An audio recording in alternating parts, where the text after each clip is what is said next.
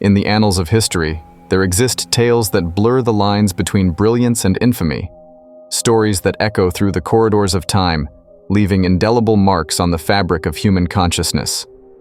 Among them stands Nathan Leopold, a man whose intellect soared to celestial heights, only to plummet into the abyss of moral depravity. Born amidst the frost-laden winds of 1904, Nathan Leopold was destined for greatness from the moment his first words graced the world at a tender 4 months old. His intellect, a beacon of brilliance in a sea of mediocrity, set him apart from his peers from the outset. By the age of 19, Nathan had ascended to the pinnacle of academic excellence, graduating from the University of Chicago with Phi Beta Kappa honors, an accolade reserved for the most exceptional minds of his generation. But his thirst for knowledge knew no bounds. Enter Richard Loeb, a kindred spirit bound to Nathan by fate and fueled by a shared thirst for intellectual exploration. Like two stars destined to collide, their paths converged in a symphony of brilliance and ambition. United by their shared heritage, wealth, and insatiable curiosity, Nathan and Richard embarked on a journey fueled by the teachings of philosopher Friedrich Nietzsche, a journey that would lead them to the very precipice of moral ambiguity. But every journey has its twists and turns, its highs and lows. And for Nathan Leopold and Richard Loeb, the path they chose would ultimately lead them to the darkest corners of the human soul. Behold Nathan Leopold and Richard Loeb, two minds intertwined in a dance of intellect and intrigue, a friendship forged in the fires of shared ambition and boundless curiosity. In the hazy days of their youth, Nathan and Richard found themselves drawn to the enigmatic teachings of Nietzsche, particularly his concept of the Übermensch, a vision of the ideal, superior man who transcends the constraints of ordinary morality. Intoxicated by the idea of superior beings, Nathan and Richard believed themselves to be members of this preternatural group, individuals exempt from the laws that governed mere mortals. A superman is exempted from the ordinary laws which govern men. He is not liable for anything he may do. Like yin and yang, Nathan and Richard complemented each other in ways both profound and paradoxical. Nathan, the introspective scholar, sought solace in the depths of his intellect, while Richard, the charismatic socialite, reveled in the thrill of human interaction. Their friendship, forged in the crucible of shared ambition, knew no bounds, its intensity transcending the ordinary conventions of platonic camaraderie. But as the shadows lengthened and the echoes of their ambitions grew faint, Nathan and Richard found themselves on a collision course with destiny, a journey that would forever alter the course of their lives.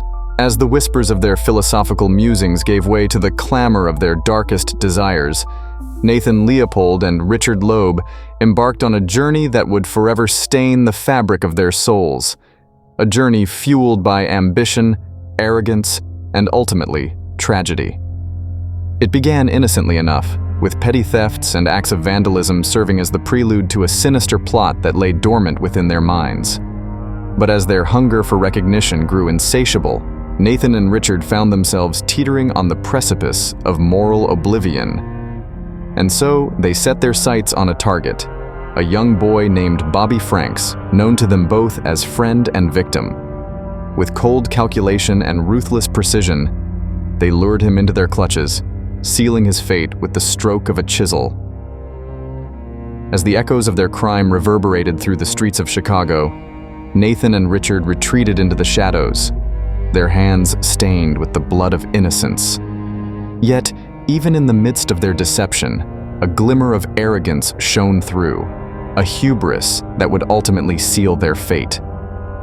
But as the walls of their deception crumbled around them, Nathan and Richard found themselves confronted with the harsh reality of their actions, a reality from which there could be no escape.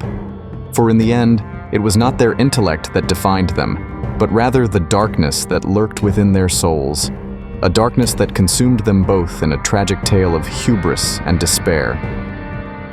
In the hallowed halls of justice, where the echoes of past sins reverberate like a haunting melody, Nathan Leopold and Richard Loeb stood trial for their unspeakable crimes, a trial that would come to be known as the trial of the century. With the weight of public scrutiny bearing down upon them, Nathan and Richard turned to renowned defense attorney Clarence Darrow, a man of unparalleled legal prowess and unwavering conviction. Armed with a plea of not guilty by reason of insanity, Darrow embarked on a 12-hour plea, a masterful display of legal acumen that would leave an indelible mark on the annals of legal history.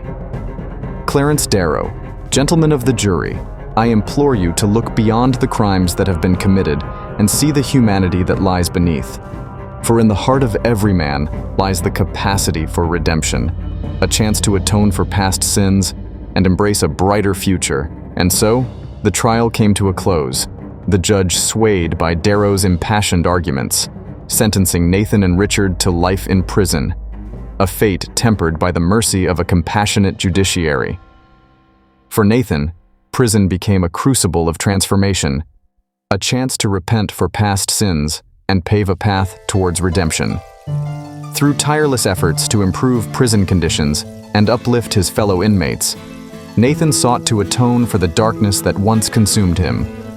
And so, Nathan Leopold's legacy lives on, a testament to the enduring power of the human spirit to rise above adversity and embrace a future filled with hope and possibility.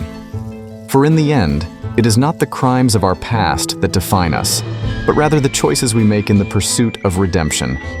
A journey that Nathan Leopold embarked upon with courage, humility, and unwavering resolve.